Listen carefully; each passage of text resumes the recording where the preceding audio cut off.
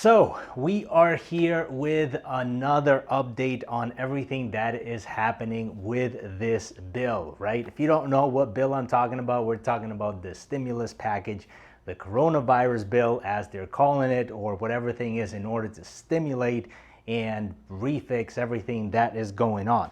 So I just got an update. We are making this video literally Wednesday night, Thursday morning. It is 12:42 a.m. right now, and I just got news updated on CNN 12:28 that this has been approved. So some of this information might change because everything that I reconciled here was in the last couple of hours. But most of it, at least you get the gist of it. I do have all of the sources here, so if you would like a nice little information sheet that I put together, it's just a couple of pages long, as well as the spreadsheet that I'm going to explain some of these numbers in a little bit here. You can email me, DM me, reach out to me, and we'll make sure to get this thing to you. So who am I? My name is Maxim Cruz. I am a real estate broker as well as a real estate investor. This virus, this thing has affected everyone, is affecting the economy. So I think it's a good idea for business owners, investors, even if you're an employee, just to be aware of everything that's going on. So let's dive right into it. This is the total amount that is being approved. So $2.2 trillion. Just so you know, okay, the information that I was compiling, CNN had it at 2 trillion. The Washington Press had it at 2.2. I'm not sure what the final vote is, what the total amount, since I haven't read all that stuff, but it's in that vicinity. $2.2 trillion is 2.2 thousand billions of dollars, okay? It is 2.2 millions of dollars. It's a lot of money, okay? Just so you know, Jeff Bezos is estimated to have a wealth of $113 billion.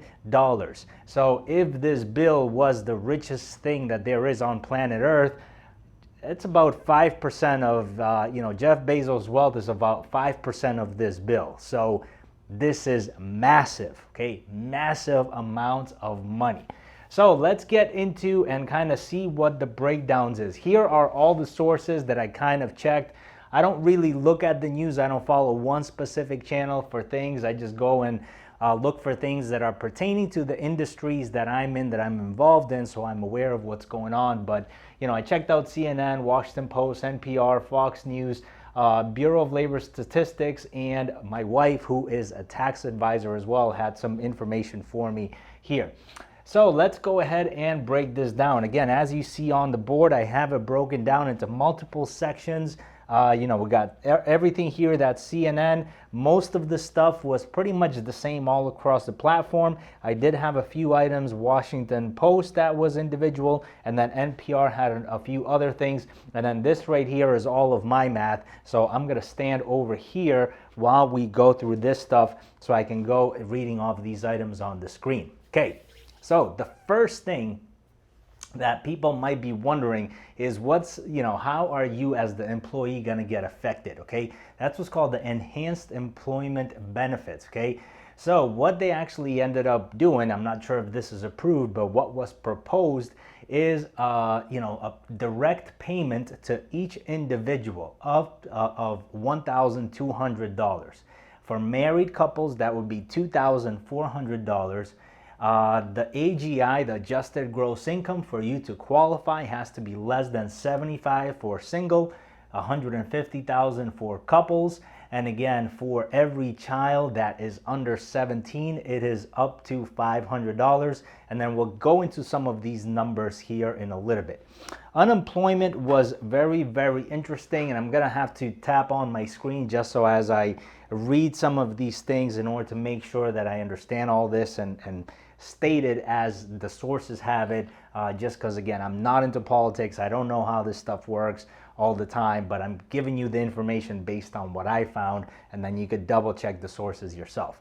Okay, so the unemployment, pretty much what they're saying is that the federal government, the state, is going to give $600 per week in addition to whatever the state is going to give you for 4 months, or they didn't say number of weeks. I just say, okay, the question mark is 16 weeks.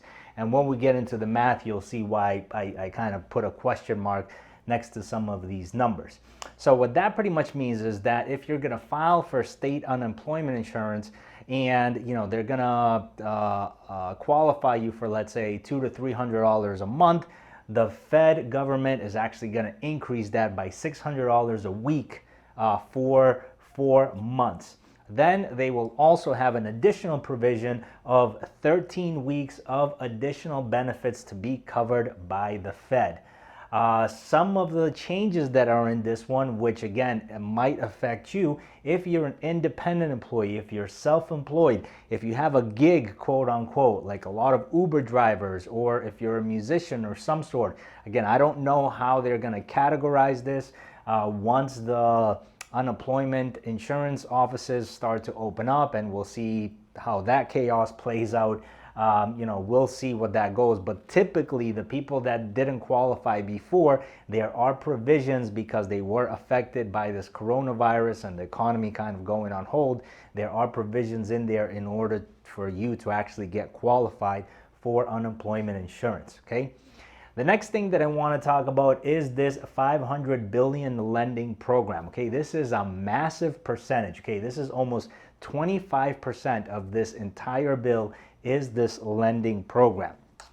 So again, the lending program, it is very interesting on how it's going to work out, but pretty much it's $500 billion in loans, loan guarantees, and investments. Specifically, it is broken down. And again, what I've done is I've actually done a spreadsheet of all this stuff based on my research of what I found. And if you want a copy of this spreadsheet, I'd be more than happy to get it to you. Just send me a message and I will get that right over to you and show you whatever's going on. So again, it's broken down into $25 billion for the passenger air carriers, right? Everything that transports people. $4 billion for the cargo air carriers, and then $17 billion for businesses that work in national security. And then the remaining $454 billion is going to the businesses, states, and municipalities. One of the funny things as we talk politics is that they actually had exclusions in there. So any Trump businesses or any other federally elected officials are prohibited from getting access to these funds. So that was pretty interesting. So that's how that $500 billion is broken down. Now the grants, this right here was very, very interesting because again, this is going to be lending in terms of loans that are going to go out. This is grants, this is money that is actually being given to these industries in order to stimulate whatever they got going on. Now, one thing that I should have done that I did not do is I should have compared it to how this compares to the stimulus package from 2008 and 2009, from when they were doing the whole automotive industry. But in this grant section, $32 billion is going to the airline industry. Now it's broken down into multiple sectors. $25 billion is going to the passenger airlines, $4 billion to the cargo airlines, and $3 billion for contractors such as baggage claims, catering, ticketing, airplane cleaning, all of that stuff that's involved with it. So between these two right here, the lending program and the grants, pretty much the passenger air carriers are getting $25 billion access to loans, $25 billion as a grant. They're getting $4 billion access to loans on the cargo carriers, $4 billion access to grants, and then $3 billion as grants that are given to the baggage claim, which again is very, very interesting. Again, the contractors or the gig workers are gonna be able to receive federal aid. And then one more thing about grants. I'm not sure how this is going to work out, so I'm going to leave it out of this section. I'll put it in here as other assistance. The next part, which affects my industry and our industry in the real estate, is everything that is happening with foreclosures and evictions. Now, what's interesting is I don't know exactly how it's written, but what I've read is that they they proposed a forbearance on federal-backed loans up to 60 days. So let's take a pause there. A forbearance is a delay in payment. So it's not like you're not going to have to make the payment, it's just a delay in payment. Now, what will be interesting now that this has gone by is tomorrow, Thursday morning or Friday, giving your mortgage lender a call and kind of seeing what the status is, what they're expecting on the first of the month, and everything like that. So they're saying a forbearance on federal-backed loans up to 60 days, and then it can be extended for 4 periods of 30 days each. So again, this is 120 days plus 60 days is 180 days, okay, 6 months. Now, typically federal-backed loans, again, I'm not sure how it's written. Typically FHA, VA loans, which is the Veterans Association, and conventional loans might fall in. Definitely FHA and VA fall into the federal-backed loans, but the conventional ones, again, I'm not sure exactly how those banks do it, because some banks do have conventional loans that they hold in portfolio, some of the smaller ones. So again, it'll be good to communicate with your mortgage lender and kind of see where the stand is.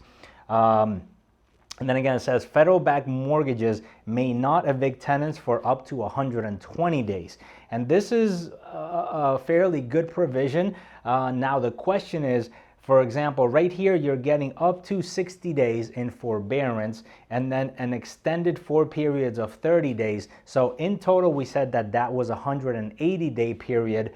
And again, this can be extended. The question is, what has to be done in order for you to get approved for that extension? And then again, here where you may not evict tenants for up to 120 days, it's got to be a good question of how the court system is dealing with it, because any previous evictions that you already have going on, any evictions that you have going on right now because the tenant didn't pay their rent in the month of March before this whole coronavirus thing kind of started here in the United States, and then anything that's moving forward, are they not paying rent just because they're trying to take advantage of these provisions and they understand how the laws are, or they think that they understand, or what is really going on?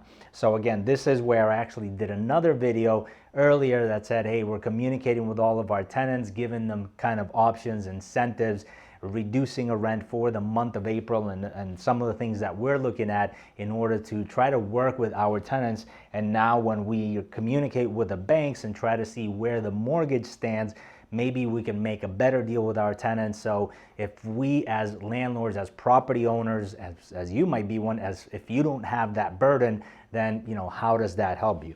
The other thing here that I'll go back when I talk about my wife as a tax advisor is this unemployment benefit package and how it affects small businesses. So again, that's what I understood. Now the other assistance or grants, as we will call it, there's a full list of them, which again, this came from the CNN article.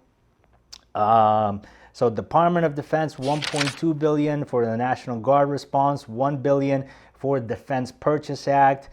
There is no funding for the border wall, so Trump's border wall will not get any money from this. Let's see. That was that. $25 million to the John F. Kennedy Center for Performing Arts, $75 million for the National Endowment for the Arts.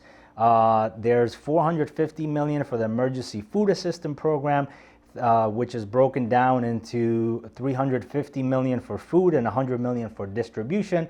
And then an additional $200 million for food assistance to Puerto Rico and other U.S. territories, as well as $100 million for American Indian Reservation.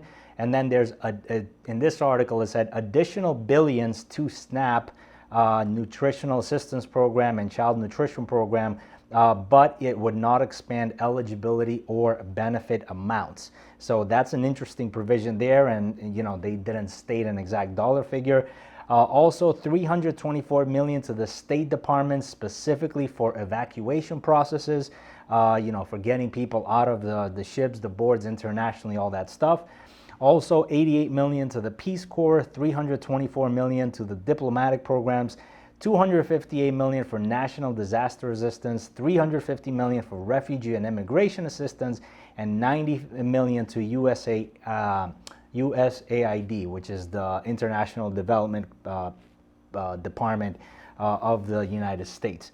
So that was pretty much from that CNN article. Now, Washington Post, one of the funny things that they wrote is they had this 376 billion employee retention fund.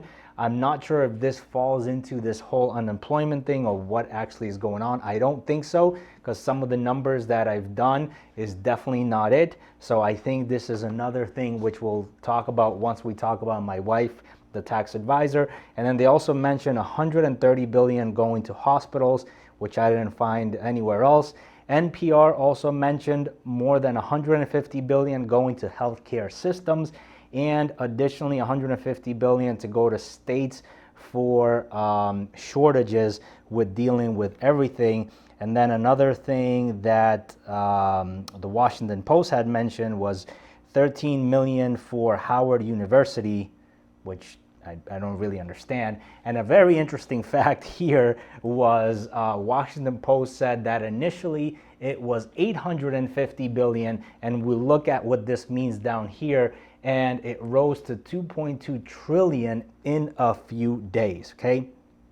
And then Fox News pretty much had pretty much all the same stuff, and then they had some politics stuff talking about different senators and Trump and all that kind of good stuff, okay?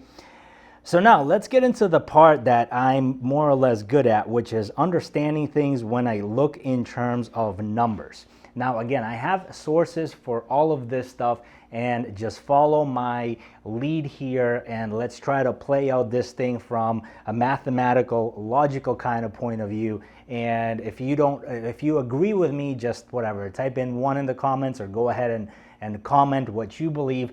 And then again, because I'm going live on Facebook right now, you won't see the spreadsheet, but once we get this edited into the YouTube, you'll see kind of the spreadsheet of how I lay all this stuff out and some overlays, okay? So again, based on the census, the USA population, the estimated for July 2019 is 328,239,523 Americans. I said, okay, let's make this kind of worst case scenario, and let's just say the people that are under 18 years old, based on the statistics there, was about 93 million, 93.5 million. They're going to get $500 each, right? Remember this provision that says $500 for each child under 17? I said, okay, every single one of them, let's go ahead and put them in there, $500 each. People that are above 18 years old, so that means everyone. It doesn't matter if you're working, doesn't matter if you're not, whatever. Everyone that's in there, let's go ahead and give them the $1,200. You know, there is a provision, like I said, if your AGI is above 75,000, which roughly right now is about 20% of the US population, makes more than that, but I said that doesn't matter. Let's go ahead and put that in there. You know, that gives you, you know, about 152.5 million people in total, which again, the total number that's there is 328,403,642,761.50, which is 14.93% of this $2.2 trillion number. Now remember, that's the first one. That's the direct payout that is going to, the direct payment that is going to each individual. And again, you and I probably know that this number is much higher. I'm saying this is worst case scenario. And this is why I labeled this as good news, because I said, hey, maybe somebody did the math exactly how I'm doing it, and this is how it makes sense. Worst case scenario, okay, what I did was I said, okay, the total labor force right now, let's say it's 80% of everyone that's above 18, okay? Realistically speaking, historically speaking, it's been about 65%, but I went ahead and said, okay, let's say it's 80%.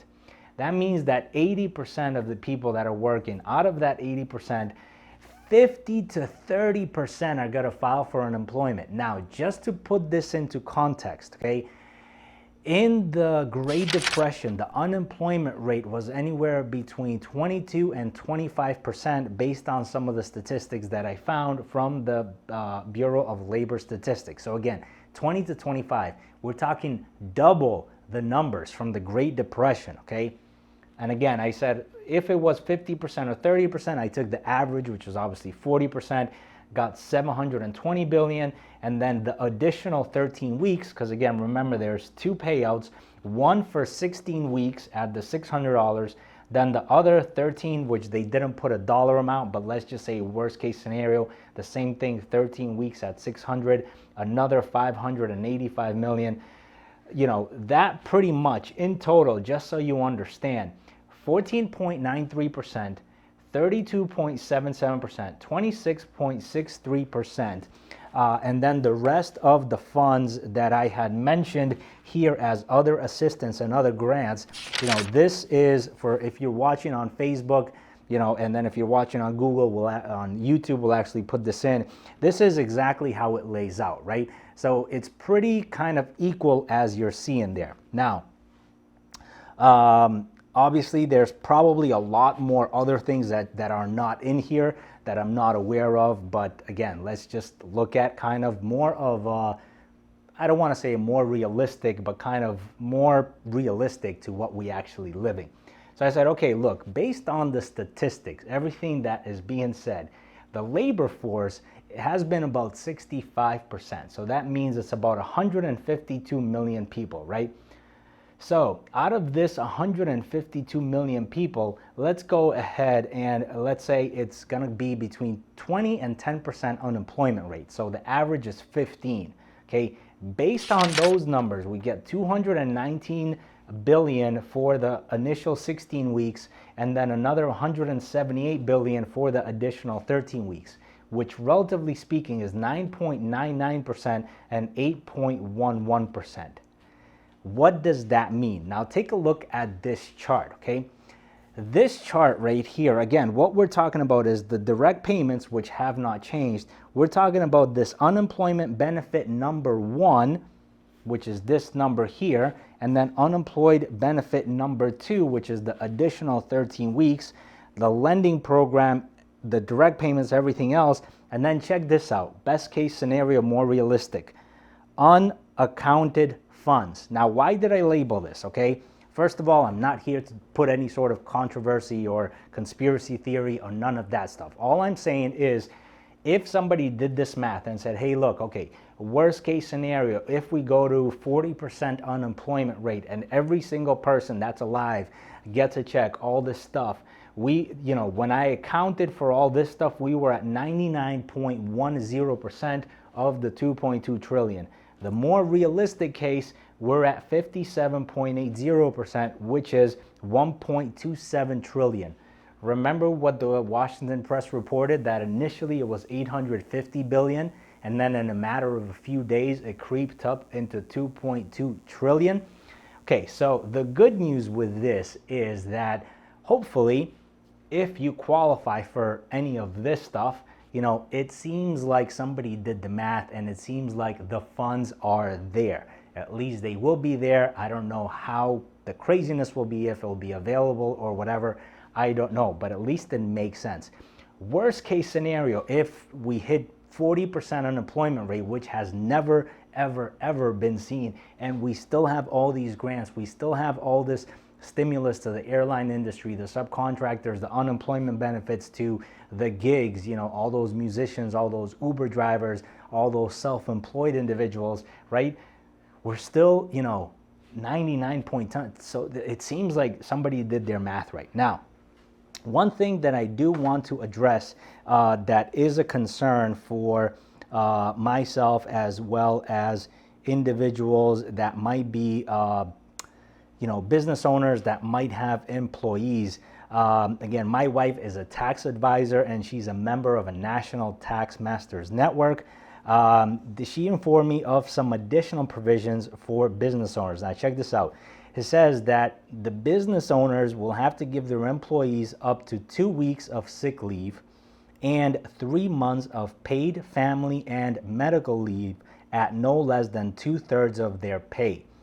The benefits extend to employees of businesses under 500 employees who are affected by the coronavirus, quarantined, have a sick family member, or are affected by school closing. So that's a very, very broad range. Now, the act would provide tax credit to employers, and then the Department of Labor can exempt businesses if it determines that providing benefits would jeopardize the viability of the business. Now, the biggest concern here, okay, if you're a business owner, you probably know exactly what I'm talking about, okay? Having payroll and not having production for up to 3 months can effectively kill your cash flow, okay? Now, again, some people are already going crazy after the first couple days of self-quarantine or whatever in their homes, so some people are eager to go back to work. Other people might want to take a prolonged vacation. And again, if, you know, I naturally believe that people in this country want to work. This is the land of opportunity. They're here to do something. They're here to provide for their families. So is everyone going to kind of kick back and not do anything? I don't believe so. I think people are hard working. They're going to get back to work. But still, you know, this last provision, it could drastically impact business owners, which could drastically impact real estate. Again, some of the things that we looked into tenancy here, obviously, some of the consumer, the consumer, not trust, but where the consumer's reliability or whatever of spending, the consumer spending ability might lower a little bit. So it's going to affect some retail, all this stuff. But overall, I think this is a good thing. We're finally getting this thing through. I'll read up more on how, you know, it kind of affects my business, but these were all my takeaways. Again, if you want copies of the spreadsheet, copies of the sources, make sure to contact me, DM me, and I'll be happy to email them to you. So with that, have a great night. It's been a late night here for us recording. And with that, I'll see you on the next